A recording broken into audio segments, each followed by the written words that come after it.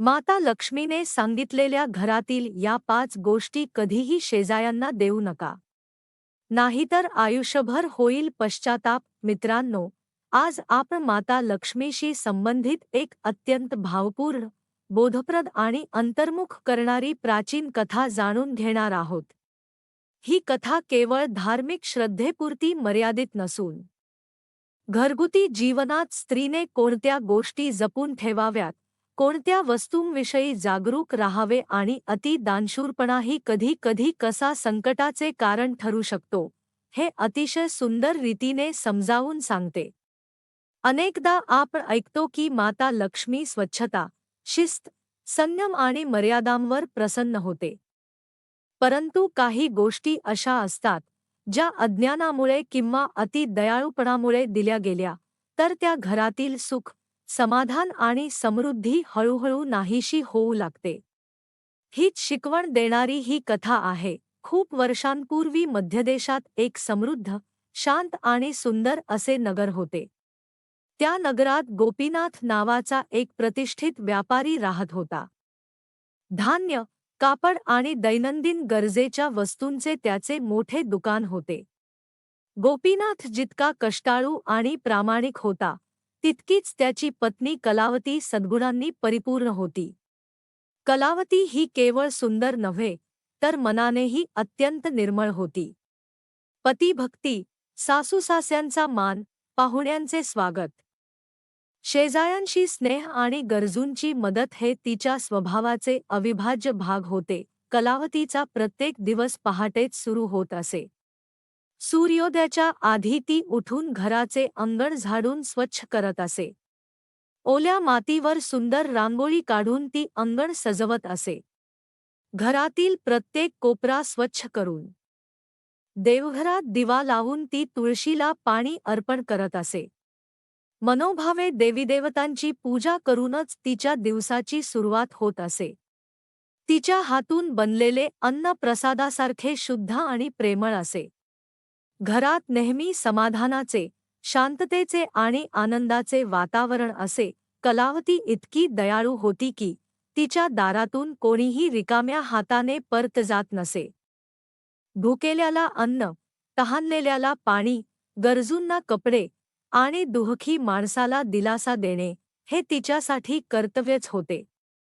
शेजारी, गरीब, प्रवासी, भिकारी सगळेच तिच्या मायेने भारावून जात. लोक म्हणत, कलावतीच्या रूपाने साक्षात लक्ष्मीच या घरात वास करते. मात्र या स्तुतीचा तिला कधीच गर्व नव्हता. ती नेहमी नम्र आणि संयमीच राहिली. एक दिवस सकाळच्या वेळी तिची शेजारीण घरी आली. मोठ्या प्रेमाने कलावतीने तिचे स्वागत केले. बोलता बोलता शेजारीण आपल्या अडचणी सांगू लागली. घरात पाहुणे आले होते, जेवण करायचे होते, पण पोळीपाट, लाटणे आणि तवा नव्हता. कलावतीने क्षणाचाही विचार न करता स्वयंपाकघरात जाऊन हे सर्व सामान तिला दिले.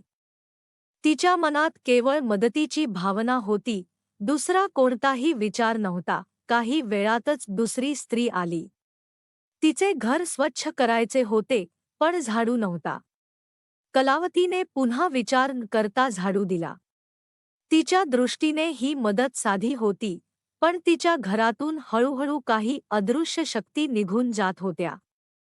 याची तिला कल्पनाही नव्हती. त्यानंतर आणखी एक शेजारीण आली. मुलीचे स्थळ पाहायला येणार होते, पण चांगली साडी आणि दागिने नव्हते. कलावतीने तिच्या अलमारीतले मौल्यवान दागिने आणि सुंदर साडी प्रेमाने दिली. तिच्या मनात बहिणीप्रमाणे माया होती, पण नियती काही वेगळेच डाव मांडत होती. संध्याकाळी आणखी एक स्त्री आली. तिच्या लहान मुलाला भूक लागली होती. घरात दूध नव्हते.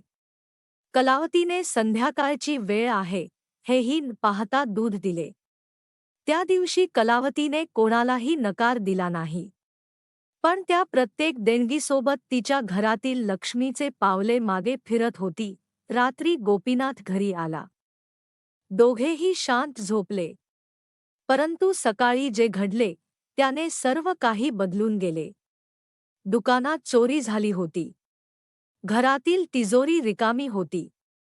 सगळीकडे निराशा पसरली. राग, आरोप, अपमान यांचा मारा कलावतीवर झाला.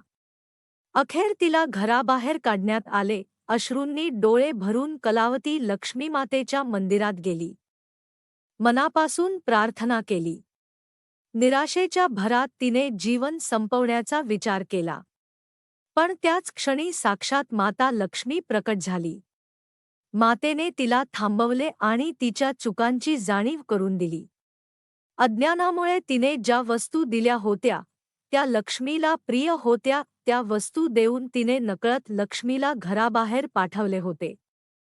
मातेने तिला सांगितले की स्वयंपाकातील काही वस्तू, झाडू, स्त्रीचे दागिने आणि संध्याकाळी पांढ्या वस्तू दान करणे हे अशुभ ठरते. या गोष्टींसोबतच घरातील समृद्धीही निघून जाते. कलावतीने क्षमा मागितली. तिचा पश्चात्ताप पाहून माता लक्ष्मी प्रसन्न झाली आणि तिला पुन्हा घरात समृद्धी परत देण्याचे वरदान दिले. थोड्याच वेळात गोपीनाथ धावत आला.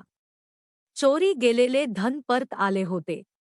चोरांनी माफी मागितली होती. सर्व काही पूर्ववत झाले. त्या दिवसापासून कलावतीने दयाळूपणासोबत विवेक ठेवला. तिच्या घरात पुन्हा सुख, शांती आणि लक्ष्मीचा वास दरवळू लागला. मित्रांनो, या कथेतून आपल्याला एक संदेश मिळतो. दान महत्त्वाचे आहे, पण विवेकही तितकाच आवश्यक आहे.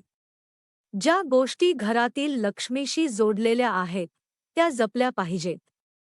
कारण लक्ष्मी ही केवळ पैशांची देवी नाही, ती शांती, समाधान आणि सुदैवाची प्रतीक आहे.